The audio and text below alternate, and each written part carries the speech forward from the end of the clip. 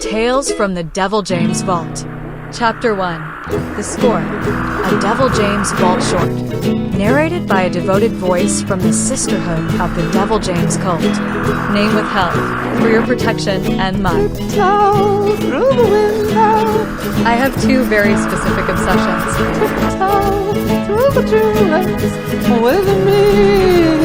Fetishes, really.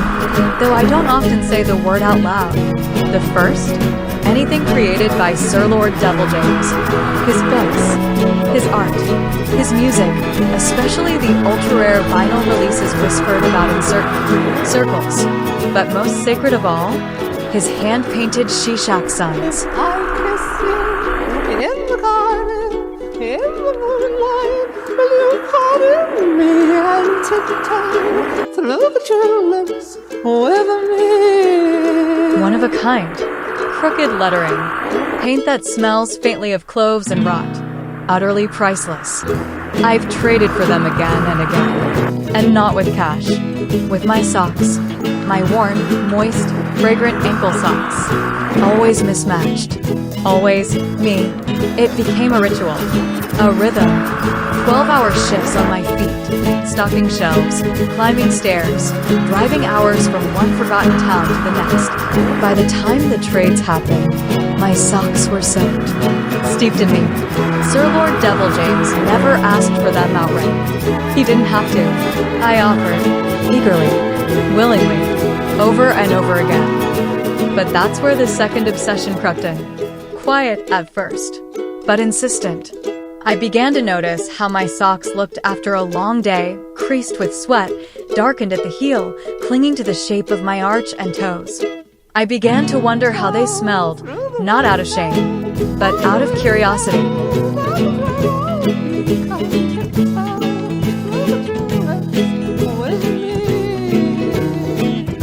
Are not respectful, and if you treat it as a game and you want to play a game, then you bet the spirits will play a game with me about Ouija boards.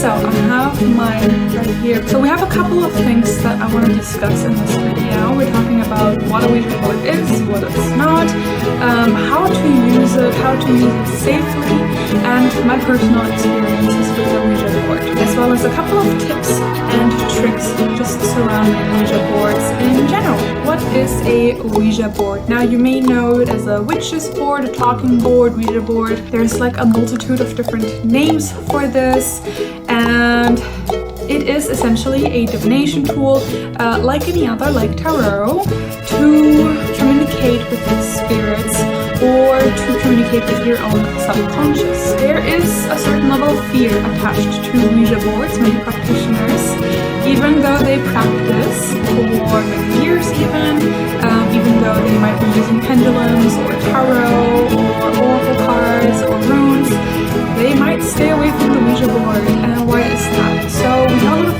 fear. Tiptoe through the window. That has sort of created its own egregore around the Ouija board, and it kind of feeds that monster, if you will, right? Like that fear that we put into the Ouija board. Where does that fear come from?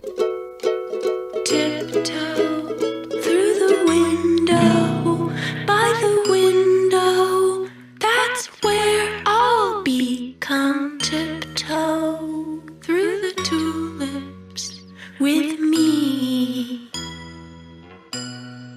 Oh, tiptoe from the garden, by the garden of the willow tree.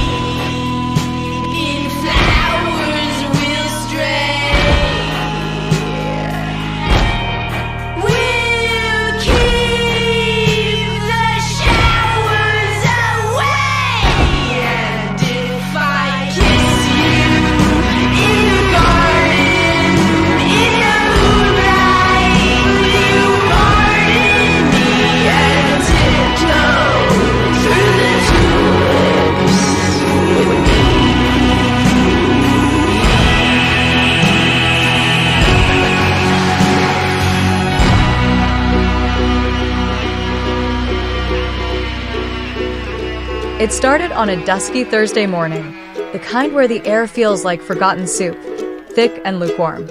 I had one mission: find the infamous Devil-James Ouija board, a cursed little plank whispered about in Reddit forums and old Facebook marketplace listings that mysteriously disappeared just after you click them. I hit every reseller shop and picker's paradise I could think of. Lucinda's Lucky Loot smelled like mothballs and betrayal. A guy in the back tried to sell me a haunted Furby instead. Hard pass. Next up, Granny's Grabs, a thrift store run by a woman with 6 cats and 1 glass eye that didn't blink. She claimed she'd seen the board last week, but only in a vision after eating too many pickled beets. By now, I'd been on foot all day in my beat-up Vans tennis shoes, the soles so thin I could feel every pebble like a foot massage from Satan himself. And oh, the ankle socks? They were white that morning. Now they were a sticky shade of grayish despair. Steamy, damp, moist, and radiating a smell that could probably summon a lesser demon. I was about to give up when I stumbled into a little shack wedged between a vape shop and a taxidermy boutique. It wasn't on Google Maps. Inside, nothing but a glass case and a single object resting in velvet. The Devil-James board. Charred edges. Faint whispering. I leaned in closer. My socks squished audibly. Clutching the Devil-James board to my chest, I limped home with the crowd. Soggy steps of a hero. My socks squelched with every stride, radiating the kind of heat that could fog up mirrors. But I didn't care. I was already dreaming of that moment, alone in my room. Lights dim, incense burning, that cursed board laid out before me, and my steamy, stinky socks still clinging to my feet like faithful, foul little sidekicks. Tonight, we commune with the beyond. Together.